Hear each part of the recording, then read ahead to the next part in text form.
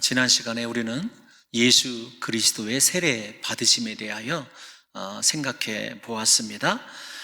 죄가 없으신 예수 그리스도께서 인류의 죄를 구원하시기 위하여 세례를 받으셨다. 사람의 머리가 되심으로 말미암아 모든 사람들의 죄를 대신하시기 위한 준비 과정이었다. 이렇게 말씀을 드렸습니다.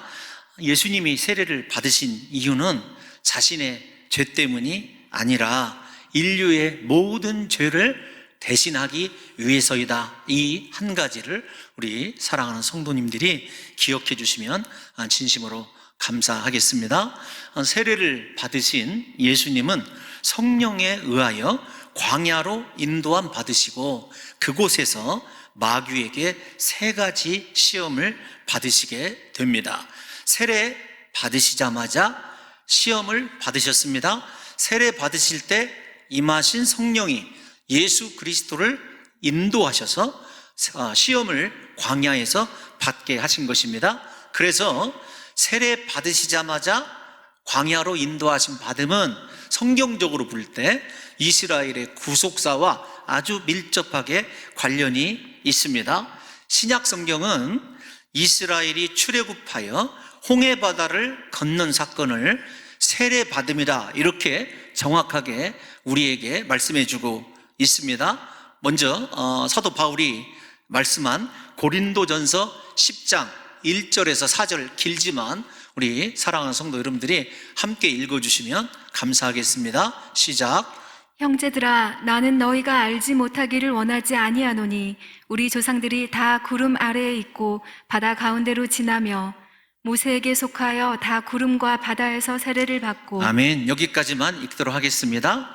여러분, 분명히 홍해바다를 건너 광야로 도착한 사건을 성경은 무엇이라고 얘기하고 있냐면 세례 받음이다 이렇게 이야기하고 있습니다. 홍해바다를 건너 세례를 받은 이스라엘 백성들이 광야로 인도함 받으셨듯이 예수 그리스도께서도 세례를 받으시고 광야로 인도함 받고 있다라고 하는 이 이동의 패턴과 사건을 우리 사랑하는 성도 여러분들이 눈여겨보셔야 합니다. 그러면 이스라엘은 광야에서 세례를 받은 후에 무슨 일이 일어나고 어떤 훈련을 받았는가 하면 광야에서 하나님을 향하여 충성과 순종을 준비하고 정말로 하나님을 사랑하는 사람인지를 입증하는 시기가 광야의 시기였어요. 우리가 결론적으로는 잘 알다시피 이스라엘은 실패합니다. 그러나 하나님이 광야로 세례를 받은 그들을 인도하신 이유는 바로 가나안이라고 하는 하나님이 약속한 하나님 나라의 모형인 축복의 땅에서 하나님의 자녀답게 하나님과 영적인 교제를 이루면서 무너진 에덴 동산을 회복시키는 삶을 그들이 살아내야 했기 때문에 광야의 훈련 기간이 필요했던 것입니다. 사랑하는 성도 여러분들이요, 그러므로 이스라엘은 광야에서 오직 하나님의 인도하심을 따라 하나님을 신뢰하며 하나님께 순종하는 것이 어떤 것인지를 배워야 했습니다. 중요한 것은 우리가 중요한 이것을 이야기하기 전에 예수 그리스도도 마찬가지입니다. 세례를 받으셨을 때 이는 내 사랑하는 아들이요 기뻐하는 자다 이렇게 하나님으로부터 승인을 받으셨지 않습니까? 그러면 광야에서 이 시험에서 하나님의 아들답게 하나님의 거룩한 자로 그 하나님께서 인도하신 그리고 인정하신 승인이 옳다라고 하는 것을 광야에서 입증하셔야 됐고 예수님은 입증하셨어요. 그것이 여러분 어떤 관계로 또 비춰져야 되냐면 먼저 광야로 인도함 받은 이스라엘 백성들과 하나님의 관계가 어떤 관계인 줄 아십니까? 관계가 중요해요. 그래서 사실은 이 세 가지 시험, 예수님께서 다음 주에 살펴보게 될 세 가지 시험의 핵심은 무엇이냐면 하나님과 내가 어떤 관계냐, 그래서 하나님과 예수 그리스도의 관계를 틀어놓는 시험을 마귀가 한 것이라는 것을 우리가 일단 좀 염두에만 두시고 생각해 보면, 먼저 그러면 광야로 인도함 받은 출애굽한 이스라엘 백성들과 하나님과의 관계가 어떤 관계냐? 여러분, 부자 관계입니다. 여러분들에게 이 마태복음 4장 예수님께서 시험 받으신 것의 본문의 배경이 되는 신명기의 말씀으로 먼저 그들의 관계를 말씀을 드리면 8장 5절 말씀 한번, 신명기 8장 5절 한번 띄워놔 주십시오. 같이 읽겠습니다. 시작. 너는 사람이 그 아들을 징계함 같이 내 하나님 여호와께서 너를 징계하시는 줄 마음에 생각하고. 아멘. 하나님과 이스라엘의 관계는 자녀 관계예요. 하나님이 아버지이시고 이스라엘이 아들 관계입니다. 그래서 사람이 그 아들을 징계하는 것 같이 하나님께서도 동일하게 아들인 이스라엘을 훈련하고 그들을 교훈하신다라고 하는 말씀을 해주고 있어요. 그래서 저 말씀에 가장 중요한 것은 하나님과 이스라엘의 관계가 그렇게 아버지와 아들 됩니다라는 사실을 이해하셔야 됩니다. 하나님과 이스라엘 관계가 아들, 아버지의 관계인 것처럼 우리가 잘 아는 대로 예수 그리스도와 하나님과의 관계도 아버지 되심과 아들 관계라는 것을 우리가 또 살펴볼 수 있는 것이죠. 아버지이신 하나님께서는 아들인 이스라엘에게 떡에게만 의존하지 말고 말씀에 의존하는 삶을 살아라. 우리가 이제 살펴볼 것들이에요. 하나님을 시험하지 말라. 오직 유일하게 하나님만을 예배와 순종의 대상으로 생각하라. 이런 훈련들을 그들이 받게 되거든요. 그 핵심 내용은 어떤 것이냐면 이 훈련을 통해서 우리가 신명기 잘 아는 대로 하나님만 사랑하는 이스라엘 백성들이 되어야 됐습니다. 그래서 광야 훈련의 핵심은 무엇이냐면 진짜 하나님을 사랑하는 사람이 되느냐 그렇지 않느냐예요.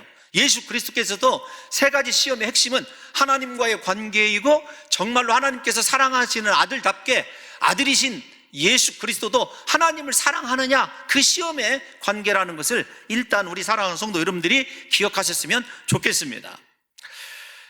예수 그리스도 하나님의 아들이시죠. 예수님께서도 세례를 받으시고 광야에서 인도함 받으셔서 이스라엘 백성들이 겪었던 시험을 동일하게 겪게 되신다는 것입니다. 구속사적인 관점에서 보면 하나님이 사랑하시는 아들 예수님께서 하나님의 불순종했던 아들인 이스라엘의 광야에서 역사를 되풀이하고 있다는 것을 우리가 주목해야 된다는 것이죠. 이스라엘이 머문 40년을 예수님은 광야에서 40일을 머물게 됩니다. 하나님의 부르심에 막 들어서기 시작이죠. 들어서기 직전이죠. 그러니까 이스라엘 백성들이 가나안에 들어서기 직전에 광야에 훈련 받으신 것처럼 예수님도 하나님 나라로 그렇게 막 진입하시며 이스라엘 백성들에게 그 나라가 무엇인지를 보여주기 전에 시험을 받으셨다는 것을 우리가 눈여겨봐야 한다는 것입니다. 여러분, 결론은 하나님의 아들 예수 그리스도는 이스라엘과 달리 광야의 시험에서 승리하게 된 것이죠. 예수님은 광야에서 오직 하나님을 사랑하는 삶을 실제적으로 말씀을 통하여 사탄의 시험을 물리침으로 입증해 내십니다. 바울 사도는 뭐라고 얘기를 하냐면 광야의 이스라엘을 시험에 실패한 불순종의 아들에 대해서 고린도전서 10장 5절 다시 한번 읽겠습니다. 시작. 그러나 그들의 다수를 하나님이 기뻐하지 아니하셨으므로 그들이 광야에서 멸망을 받았느니라. 아멘. 이스라엘은 불순종해서 어떻게 됐냐면 광야에서 멸망을 받으셨어요. 그러나 예수 그리스도는 광야에서 승리하셨습니다. 그러니까 우리에게 인생의 승리의 장소가 광야가 되어야 된다라고 하는 것을 보여주고 있는 것이지요. 예수님께서는 시험의 장소요 멸망의 장소인 광야에서 승리하셨고 예수님께서 승리하심으로 새로운 출애굽, 즉 하나님의 나라는 반드시 성취될 것이라고 하는 것을 마태가 우리에게 보여주고 있어요. 하나님 나라를 소유하게 된 우리도 당연히 예수 그리스도를 쫓아가면 어떤 인생의 광야에 서든지 승리하게 될 것이라고 하는 것을 보여주신 거죠. 그래서 예수님의 시험 받으심은 시험, 곤란, 패배가 아니라 오히려 의도적으로 승리를 선언하시기 위한 것이고 그 승리를 우리에게 주시기 위한 은혜의 방편이라고 하는 것도 더불어서 기억하시면 좋을 듯 싶습니다. 옛 이스라엘이 실패하여 철저하게 무너진 그곳에서 예수 그리스도는 새로운 출애굽, 새로운 이스라엘을 하나님의 교회를 굳건하게 세우게 될 것입니다. 광야교회가 실패하고 무너졌지만 예수 그리스도께서 새로운 출애굽을 통하여 세우신 하나님의 공동체 교회는 영원할 것을 이 시험을 통해서도 우리에게 보여주고 있는 것입니다. 여기 시험이라고 하는 단어 때문에 많은 목사님들이 주목을 하시던데, 여러분 이 시험이라고 하는 단어 페이라조는요, 유혹, 시험 둘 다에게 사용되는 말입니다. 그러나 오늘 본문을 보게 되면 이 단어가 뭐 유혹으로 쓰여져 있든지 시험으로 쓰여져 있든지 하나님께서 사용하시면 시험이고 사탄이 사용하면 유혹이다, 이렇게 아셨으면 좋겠어요. 그래서 이 단어가 뭐 두 가지 뜻, 세 가지 뜻 그렇게 이야기할 필요가 없다라는 것을 여러분들에게 말씀을 드리고 싶습니다. 그냥 굳이 오늘 본문으로 여러분들에게 이 단어를 말씀을 드리면, 이 단어는 시험이나 유혹을 마귀가 수행하는 것이지만 전체적인 리드는 성령께서 인도하시고, 그래서 하나님의 의도에 따라서 진행된다라고 이렇게 말씀을 드릴 수 있습니다. 하나님이 의도적으로 시험을 승인하시고 마귀가 운영한다, 이렇게 생각하는 단어라고 생각하시면 될 듯 싶습니다. 그런데 오늘 예수님의 승리의 원인을 앞에서 말씀드린 대로 딱 한 가지만 찾아보라고 한다면 우리 신명기 말씀으로 돌아가야 돼요. 제가 말씀을 드렸습니다. 신명기 6장 5절 말씀 한번 읽어보겠습니다. 시작. 너는 마음을 다하고 뜻을 다하고 힘을 다하여 내 하나님 여호와를 사랑하라. 아멘. 다시 말씀을 드리지만 지금 마태복음 4장 1절에서 11절에서 일어나는 이 모든 사건의 배경은 신명기의 말씀이고, 예수님께서 이 신명기의 말씀을 인용해서 이기셨어요. 그 신명기 말씀의 핵심이 뭐냐면 여호와 하나님을 사랑하는 것입니다. 결국 우리에게 시험이 중요한 것이 아니라 내가 하나님을 진짜 사랑하느냐 사랑하지 못하느냐가 중요한 거예요. 예수 그리스도는 하나님을 정말로 사랑하셨기 때문에 시험을 이기신 것이고, 이스라엘은 하나님을 사랑하는 것이 아니라 떡과 명예와 자기 자신들의 성공을 사랑했기 때문에 무너진 것입니다. 우리도 마찬가지예요. 제가 미리 이 다음 주에나 있을 결론을 말씀을 드리면, 사랑하는 성도 여러분들과 저도 인생 광야의 훈련이 반드시 있습니다. 그러나 그 광야의 훈련 가운데서 우리가 날마다 점검해 봐야 될 것은 건강이 얼마나 손에 났느냐, 물질이 얼마나 지금 부족하냐, 그거 돌아봐야 될 것이 아니라 내가 정말로 이 상황에서도 하나님을 사랑하는 사랑의 사람인지를 점검해 봐야 한다는 것입니다. 이렇게 좀 여러분들이 이 시험의 큰 아웃라인을 좀 이해를 해주셨으면 좋겠습니다. 우리가 시험에 실패하는 궁극적인 요인은 무엇이냐면 외적인 것이나 환경 때문이 아닙니다. 사람 때문이 아닙니다. 하나님을 향한 우리의 사랑이 온전하지 못하기 때문이라는 사실을 깨달으셔서 부디 이 말씀이 끝나기 전에 사랑하는 성도 여러분들과 저에게 하나님을 마음을 다하고 힘을 다하고 뜻을 다하여 사랑할 수 있는 그 사랑이 회복되시기를 예수님의 이름으로 축원합니다. 우리에게 그 그리스도의 첫사랑이 회복되는 것만큼 중요한 것은 없습니다. 사랑만 회복되면은요, 모든 것 다 이겨낼 수 있고 견딜 수 있다라는 것이 성경의 말씀 아니겠습니까? 그러면 이제 조금씩 더 좁혀서 가봅시다.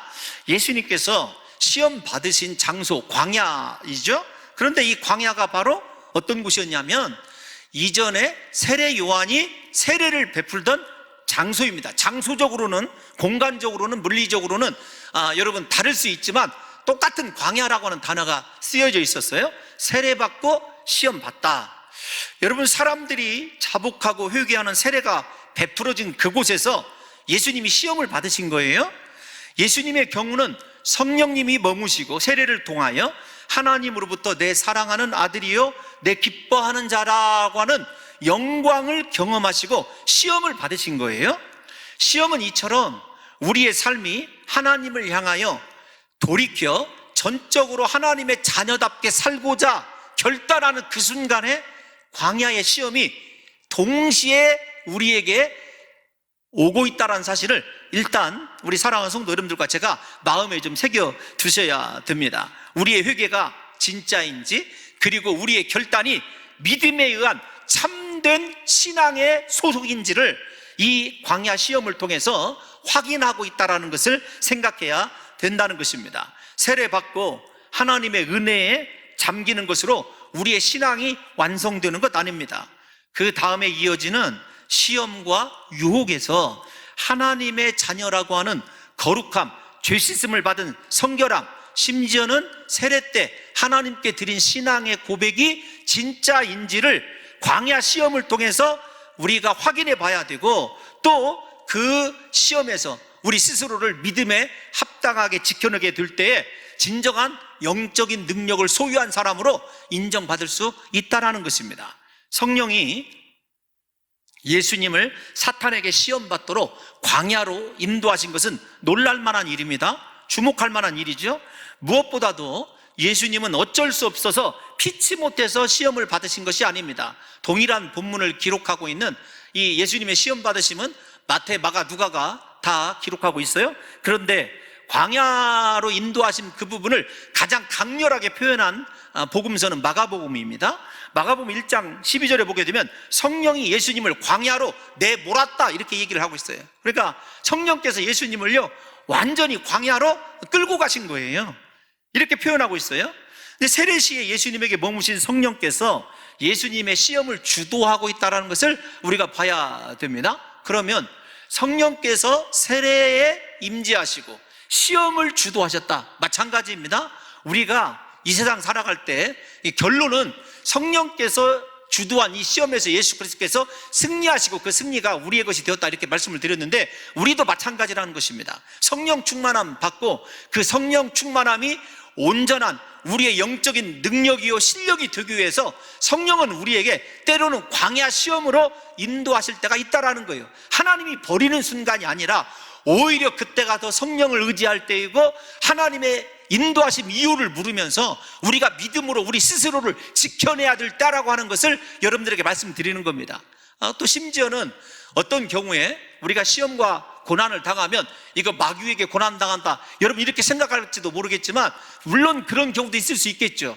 그러나 가장 중요한 건 우리에게 은혜 받았을 때, 영광스러운 체험을 했을 때, 내가 정말로 하나님께 이렇게 살고자 결단했을 때 그 결단들이 성령에 의해서 확인되는 시험이 뒤따라오고 있다는 것을 우리가 기억하자는 말씀입니다. 여러분, 결론적으로는 성령께서 예수님을 시험 받도록 광야로 인도하신 것은 사탄으로부터 승리하셔라, 그런 여러분 격려라는 것을 우리가 알 수 있죠. 예수님의 승리로 예수님을 믿는 모든 자 또한 성령의 능력 안에서 마귀의 시험을 이길 수가 있게 된 거예요. 우리의 능력이 아니라 예수님이 이겨놓으셨기 때문에 우리가 예수 그리스도 안에 있으면, 예수님을 믿으면 우리도 모든 광야의 시험에서 승리할 수 있는 승리의 길을 예수 그리스도께서 열어놓으셨다는 것입니다. 아담이 실패하고 하나님의 아들인 이스라엘이 실패했지만 하나님의 진정한 아들인 예수 그리스도께서 승리의 길을 우리에게 열어놓으셨기 때문에 인생은 예수 그리스도만 쫓아가면 승리할 수 있는 거죠. 어떤 시험에서든지 우리가 예수 그리스도 쫓아가면 이길 수 있는 길을 성령이 우리에게 보여주신 것입니다. 여러분, 이러한 사실을 요한사도도 이미 기록을 해놨어요. 우리가 요한복음 16장 33절 잘 아는 말씀이지만 한번 읽어보겠습니다. 시작. 이것을 너희에게 이르는 것은 너희로 내 안에서 평안을 누리게 하려 함이라. 세상에서는 너희가 환난을 당하나 담대하라, 내가 세상을 이기었노라. 아멘. 아멘. 우리가 세상을 이길 수 있는 그 이김이 어디에서 나오냐면요, 우리가 예수 그리스도 안에서, 내 안에서 예수 그리스도 안에 머물 때, 믿음으로 머물 때 그런 승리가 우리의 것이 된다는 것입니다. 다시 말씀을 드리지만 예수님의 제자로 살아가고 성령이 인도함 받는 사람에게 고난이 없다 얘기하지 않고 있어요. 시험이 없다 이렇게 말하고 있지 않습니다. 우리에게 그 시험에서 어떻게 이길 거냐, 끝까지 인도하신 성령님 붙잡고 예수 그리스도 안에서 그리스도를 쫓아가면 승리가 우리의 것이 된다는 것입니다.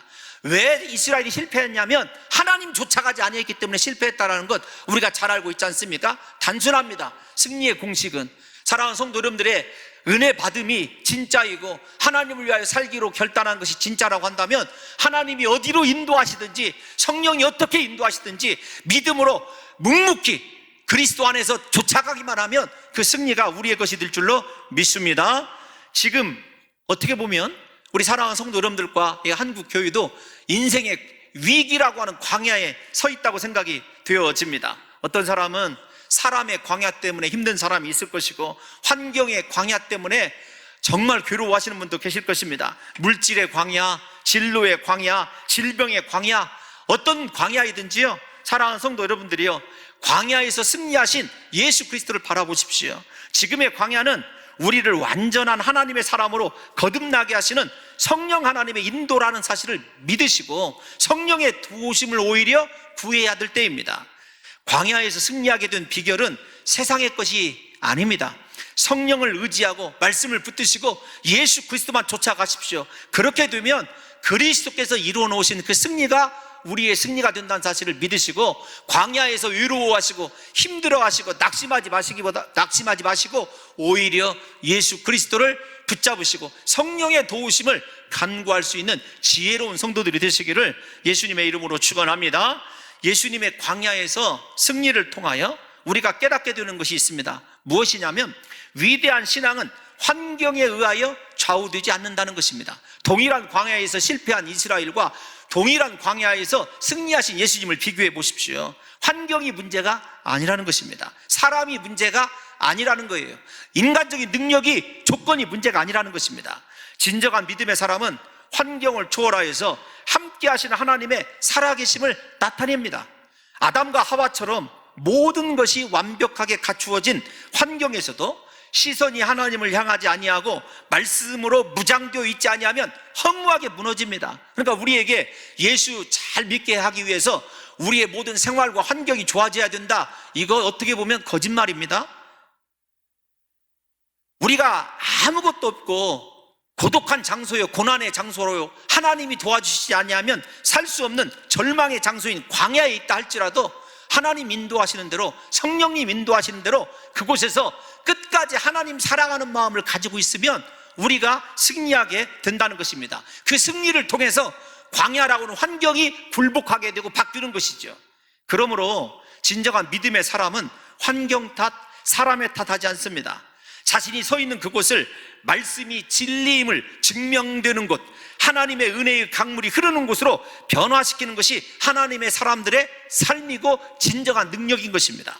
그러므로 환경이 바뀌기를 기도하기보다는 내가 믿음의 사람이요 말씀의 사람으로 변화되어서 어떠한 경우에라도 하나님을 사랑하는 사람으로 변화되기를 하나님께 기도하는 것이 어쩌면 지금의 이 광야에서 가장 빠르게 훈련을 마치고 벗어날 수 있는 지름길이라고 하는 사실을 우리 사랑하는 성도 여러분들과 제가 깨달으심으로 말미암아 시험 당하셨을 때 환경이나 시험을 바라보지 마시고 떡을 바라보지 마시고 하나님 바라보시고 말씀 바라보신 예수님으로부터 승리의 비결을 배우셔서 여러분들을 힘들게 하고 괴롭게 하는 그것을 바라보는 것이 아니라 나 같은 죄인을 위하여 십자가에 기꺼이 목숨을 내어주신 예수 그리스도를 바라보심으로 말미암아 우리 안에 있는 모든 시험에 민감한 요소들이 제거되고 오히려 굳건해지고 하나님만을 사랑하는 믿음이 단단해지는 놀라운 역사만 있으시기를 예수님의 이름으로 축원합니다. 사랑하는 성도 여러분들이여, 내가 변화되면 환경도 변화되게 되어 있습니다.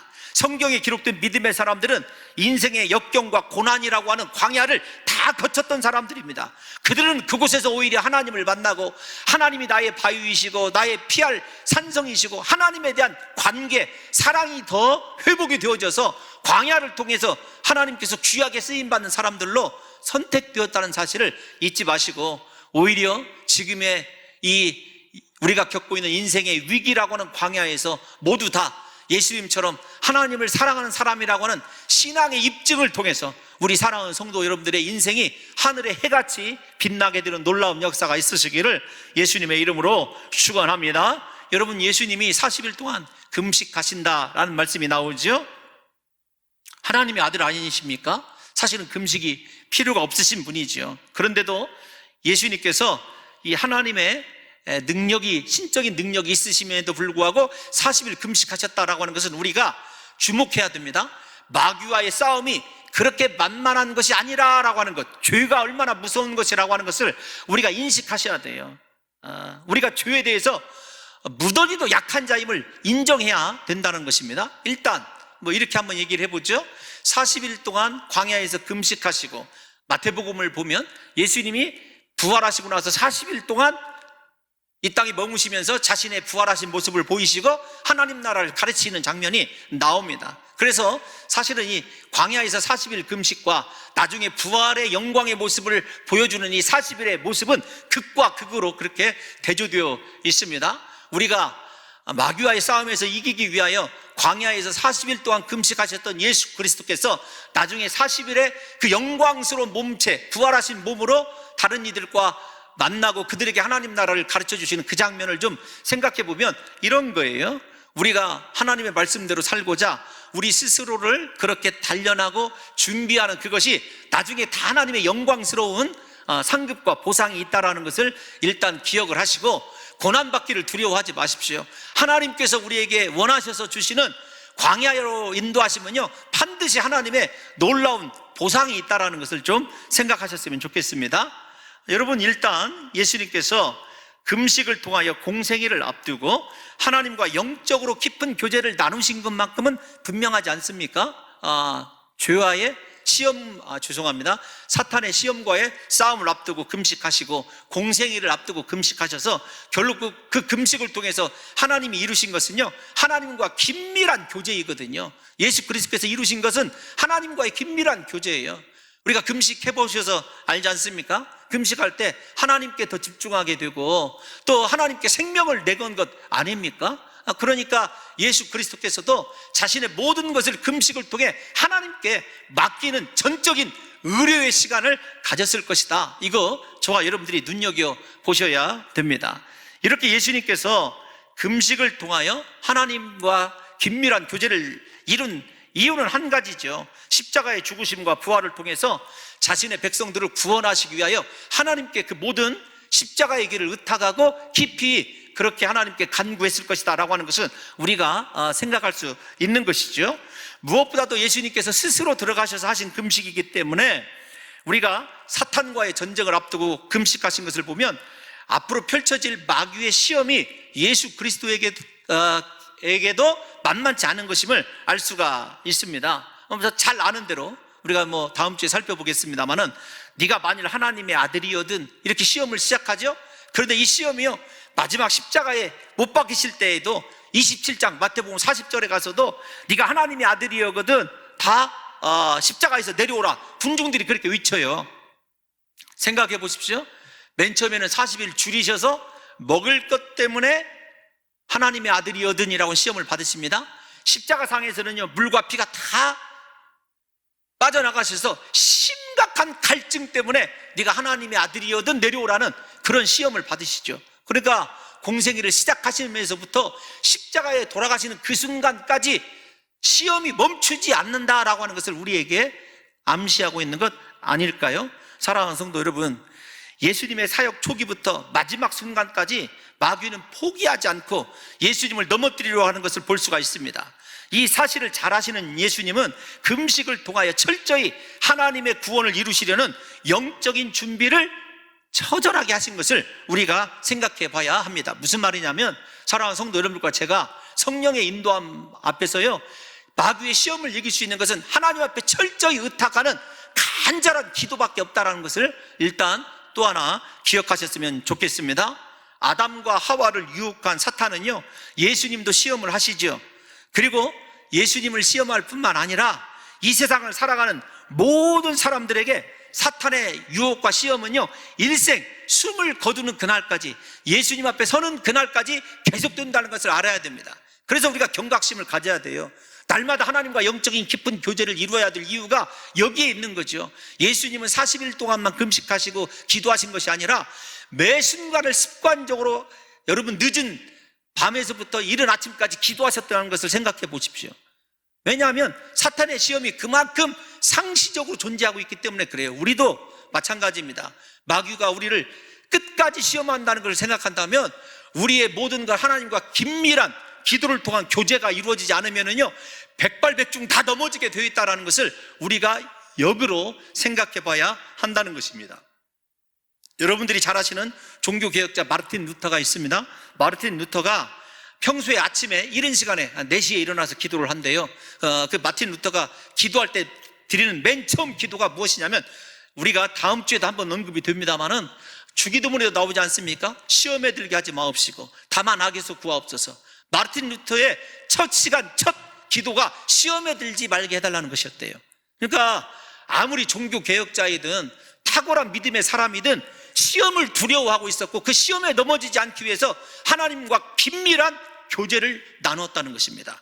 기도해도 넘어지는 판인데, 기도하지 않고 하나님께 우리 인생을 의탁하지 않으면 우리가 얼마나 마음에서 예수님께서 받으신 3가지 시험, 자기 영광, 자신의 능력으로, 그 다음에 세상의 영광과 성공과 출세를 쉬운 방법으로 얻고 싶은 우리의 이 세 가지 욕심이, 탐욕이 우리를 얼마나 망가뜨려 놓는지를 불을 보듯이 뻔한 일 아니겠느냐고요. 예수 그리스도처럼 우리도 그렇게 준비해야 된다는 것입니다. 심지어 이런 심각한 도전 때문에 성경은 우리를 마귀에게 깨어있는 존재로 날마다 각성시킵니다. 그래서 잘 아는 대로 베드로 사도가 베드로전서 5장 8절에서 9절, 마귀가 우리를 어떻게 유혹하는지 한번 읽어볼까요? 시작. 근신하라, 깨어라. 너희 대적 마귀가 우는 사자같이 두루다니며 삼킨 자를 찾나니. 아멘. 여러분 여기까지만 생각해 보세요. 우리가 마귀가 우는 사자같이 두루다니며 삼킬 자를 찾는다. 저거 잘하는 말씀 아닙니까? 9절을 볼까요? 9절을 보십시오. 시작. 너희는 믿음을 굳건하게 하여 그를 대적하라. 이는 세상에 있는 너희 형제들도 동일한 고난을 당하는 줄을 알미라. 아멘. 여러분 우리의 믿음을 굳건하게 해서 사탄을 대적해야 됩니다. 실제적인 존재이기 때문에, 영적인 존재이기 때문에 그렇습니다. 베드로 사도만 그런 것이 아닙니다. 바울 사도도 마찬가지입니다. 우리가 에베소서 6장 10절에서 13절까지 좀 길지만 한번 읽어볼까요? 바울 사도가 권면하는 거예요. 시작. 끝으로 너희가 주 안에서와 그 힘의 능력으로 강건하여지고 마귀의 관계를 능히 대적하기 위하여 하나님의 전신 갑주를 입으라. 우리의 씨름은 혈과 육을 상대하는 것이 아니요 통치자들과 권세들과 이 어둠의 세상 주관자들과 하늘에 있는 악의 영들을 상대함이라. 그러므로 하나님의 전신 갑주를 취하라. 이는 악한 날에 너희가 능히 대적하고 모든 일을 행한 후에 서기 위함이라. 아멘. 대적이란 말이요 매 절마다 나와요. 악한 마귀를 대적하기 위해서 우리가 믿음에 굳게 서야 되고요, 하나님의 전신 갑주를 입어야 됩니다. 그런데 지금 우리의 영적인 상태가 이렇게 무장되어 있느냐고요. 예수님도 마귀와의 싸움을 위해서 영적으로 이렇게 더 치열하게 준비하시고 무장하셨다면 오늘 살아가는 저와 여러분들도 이 땅 가운데서 하나님 앞에 치열하게 믿음으로 하나님의 전신갑주를 입고요, 굳게 서서 날마다 기도함으로 마귀를 대적하기 위한 영적인 힘과 은혜가 공급되어야 한다는 것입니다. 예수님께서 40일간 금식하시는 이후에 남아있는 현실은 무엇입니까? 이 부분만 좀 살펴보죠. 줄이심입니다. 배고픔입니다. 예수님이 진실로 사람으로 오신 하나님임을 이 배고픔을 통해서 우리가 알 수 있죠. 그러나 비록 금식을 통하여 하나님과 깊은 영적인 교제가 이루어져서 은혜는 충만하셨을지 모르겠지만 육적으로 배고픈 현실은 그대로입니다. 우리가 이것 배고픔이라고 하는 것, 육적인 아픔을 경시해서는 안 됩니다. 다시 말씀을 드리지만 이 배고픔이라고 하는 현실의 문제 앞에서 예수 그리스도께서 어떻게 대처하시느냐라고 하는 것이 우리에게 또 다른 중요한 이 본문을 이해하는 키포인트라고 얘기할 수 있는데요, 배고픔이라고 하는 현실을 두고 이제 사탄이 본격적으로 예수님을 시험하지 않습니까? 시험할 거예요. 중요한 것은 이스라엘, 광야에 있는 이스라엘입니다. 이스라엘 백성들이 먹을 것 때문에 하나님을 원망하고 옛 애굽에서의 삶을 동경하고 돌아가고자 하였다는 것을 생각해 보십시오. 심지어 이스라엘 백성들은요, 애굽 땅에서 고기가 막 곁에 앉아있을 때, 떡을 배불리 먹던 때 여호와의 손에 죽었으면 좋았을 것을 이렇게 원망하고 불평하고 자기 자신들을 스스로 저주했던 사람들이 이스라엘 백성들이에요. 무엇 때문에요? 먹을 것 때문에. 그러니까 배고픔, 주림이라고 하는 현실은요, 우리에게도 상당한 고통으로 다가온다는 것입니다. 배고픔이라고 하는 현실 앞에서 이스라엘은 불신앙으로 일관했어요. 그런데 예수 그리스도는 배고픔이라고 하는 현실에 대해서 불신앙으로 일관한 것이 아니라 오직 하나님을 사랑하는 마음, 계속 거듭 반복이 되지만 하나님의 말씀으로 살아야 되는 존재임을 예수 그리스도께서 스스로 인식하고 계셨다는 것입니다. 예수님은 줄이심 가운데서도 사람이 하나님의 말씀으로 살아가야 하는 것과 하나님을 시험하지 아니하고 오직 하나님만 경배하고 예배하기를 원하는 삶, 즉 하나님으로만 사는 법을 선택을 하신 거예요. 떡으로만 사는 것이 아니라. 오늘 마태복음에 사탄의 시험을 물리치는 모든 말씀이 신명기의 말씀입니다. 제가 세 번째 말씀을 드리고 있는데요, 사랑하는 성도 여러분, 신명기의 주제가 제가 뭐라고 말씀을 드렸습니까? 하나님의 백성이 하나님으로 사는 법, 그것 아닙니까? 하나님으로 사는 법이에요. 이스라엘은 하나님으로 살아야 하는 민족입니다. 하나님으로 사는 그것이 바로 하나님의 나라 아닙니까? 예수님은 배고픔이라고 하는 현실을 바라보신 것이 아니라 그 모든 상황을 허락하신 하나님을 바라보고 끝까지 하나님의 말씀으로 살고자 하는 하나님 나라를 소망하신 거예요. 그래서 저와 여러분들이 눈여겨보셔야 될 것이 어떤 것이냐면, 예수님의 세례 받으심이 회개하고 거듭난 삶으로의 초대라고 한다면, 뒤이은 광야의 시험 받으심과 시험을 물리치심은요, 하나님 나라로의 초대라고 이야기할 수 있는 거예요. 하나님의 백성이 하나님으로 사는 것, 그것이 하나님의 나라 아니냐고요. 예수님의 떡도요, 세상의 영광도요, 사람의 인기도 다 여러분 물리치셨어요. 무엇 때문에? 하나님 때문에. 하나님으로만 살기 위해서. 회개하라 천국이 가까웠느니라. 그 천국이 무엇이냐고요? 하나님이 함께하는 삶 아니냐고요. 예수님은 다시요, 이 세상 것을 선택하고 이 세상의 영광을, 그리고 세상의 어떤 나름대로의 인기를 선택한 것이 아닙니다. 십자가의 길, 하나님의 말씀, 그걸 통해서 자신이 이루어주고자 하시는 하나님 나라를 우리들에게 보여주신 것입니다. 사랑하는 성도 여러분들이요, 우리가 비록 인생의 광야에 서 있어서 배고픔으로 함축할 수 있는 인생의 가장 근본적인 문제가 심각하다 할지라도, 진정한 믿음의 사람은요, 하나님으로 살기 위해서 하나님의 말씀을 선택을 합니다. 이것이 믿음의 역량 아니겠습니까? 어떠한 상황 속에서도 하나님을 마음을 다하고 성품을 다하고 뜻을 다하여 사랑하는 사람으로 자기 자신을 지켜내는 그 사람이 하나님 나라를 온전히 이룬 사람이라는 것이죠. 부디 오늘 설교를 통해서 저는 우리 사랑하는 성도 여러분들과 제가 떡에서, 세상의 영광에서, 세상의 명예에서 행복을 찾는 것이 아니라, 비록 육신은 줄이고 고달픈 현실의 문제는 바뀌지 아니하여도 하나님의 거룩하신 이름에서 나오는 그분의 함께하심, 그분의 우리를 돌보심, 그분의 우리를 이끄심을 신뢰하시고 오직 하나님과 함께 광야의 힘든 시기를 여행하심으로 말미암아 부디 우리에게 놓여져 있는 하나님 나라가 내 것이 될 수 있는 놀라운 역사가 일어나도록 부디 하나님만 끝까지 사랑하시는, 떡에서 행복을 찾는 것이 아니라 하나님에게서 행복을 찾으실 수 있는 복된 믿음의 사람들이 되시기를 예수님의 이름으로 축원합니다.